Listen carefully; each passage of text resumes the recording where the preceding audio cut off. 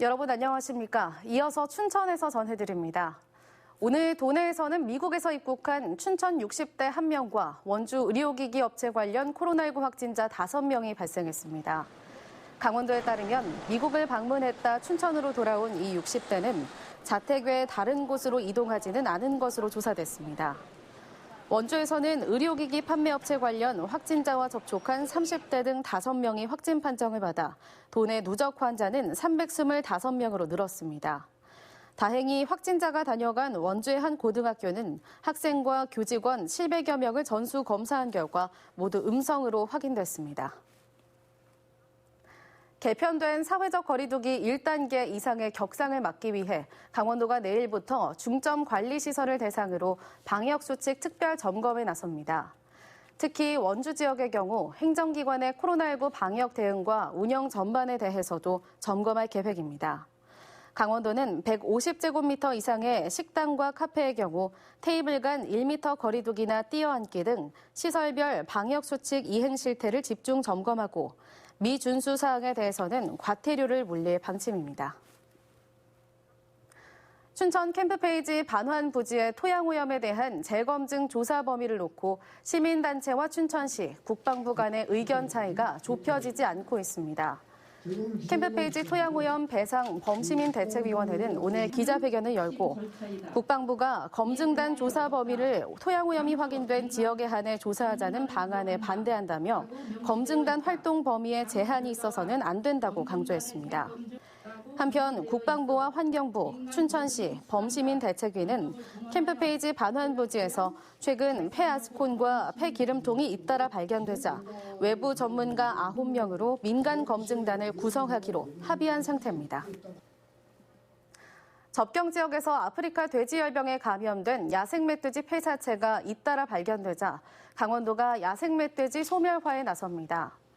강원도는 오늘 야생멧돼지 포획 전략회의를 열고 아프리카 돼지열병의 지속적인 확산과 춘천 북부 남하에 따른 대책을 논의했습니다.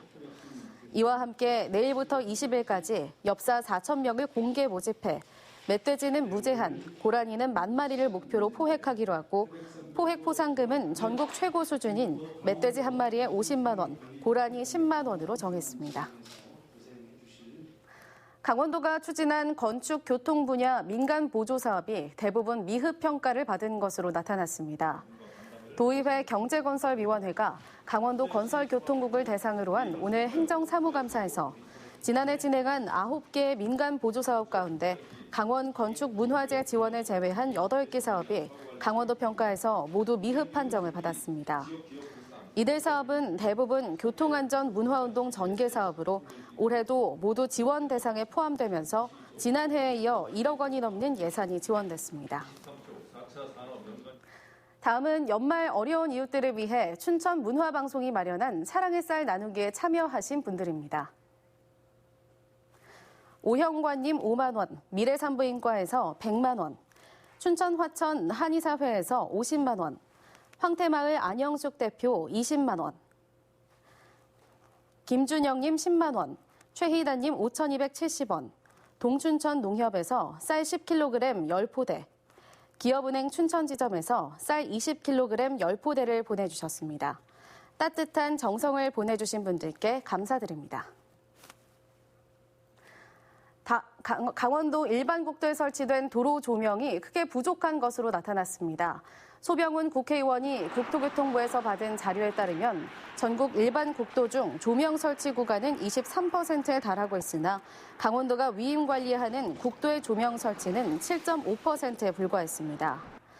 또 강릉 국토관리사무소가 관리하는 구간의 조명 설치율은 8.7%로 나타났습니다. 소병훈 의원은 운전자의 안전한 야간 운전을 위한 조명시설 확대해 국토부가 대책을 마련해야 한다고 강조했습니다. 지금까지 춘천에서 전해드렸습니다.